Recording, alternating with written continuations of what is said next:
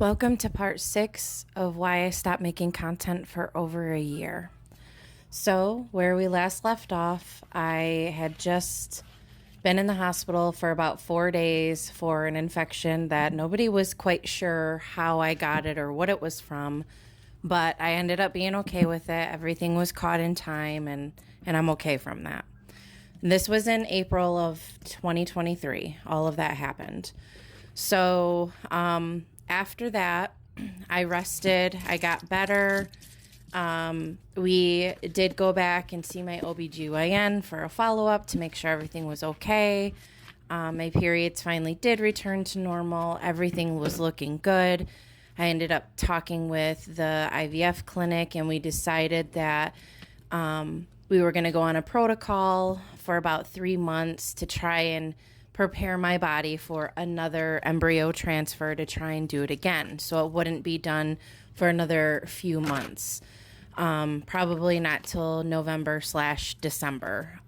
So during that time, I just tried to be as healthy as I could, had, been exercising, was on a, pretty strict diet. I did lose quite a bit of weight, which was a good thing, anything to help with this next embryo transfer to try and get a baby out of it. So come October-ish, I ended up getting sick with what I thought was a cold, and I'm also working during this time.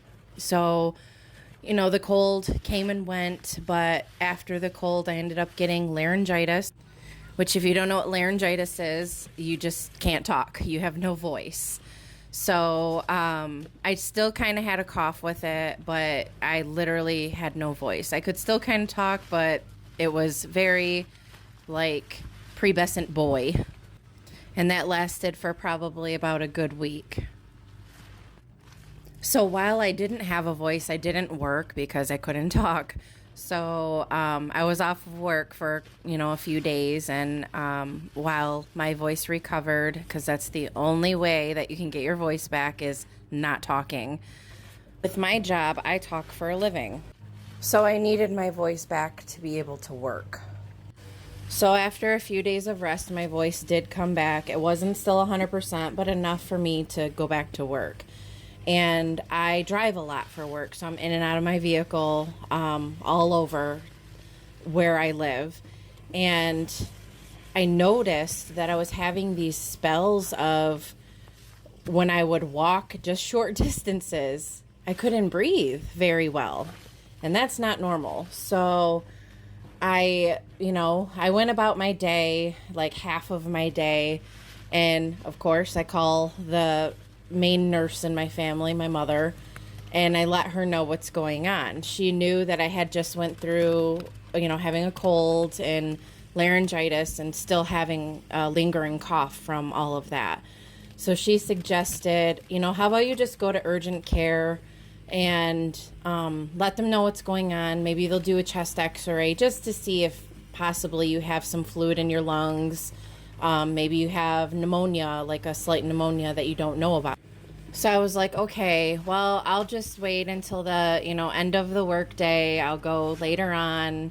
Once my husband gets home, I'll have him take me and, I'll go get checked out then. So, the end of the day comes. I wait for my husband to come home. We go to urgent care. I think it was probably around 6 or 7 o'clock at night. And because it's like cold and flu season, there was quite a bit of people there. We did have a little bit of a wait. I get into a room. They check my vitals. My heart rate was a little bit elevated, and my blood pressure was a little bit elevated as well. But with me, that's normal when I'm sick or when I have something going on. That's all normal. Like, that's just how my body works. Things elevate.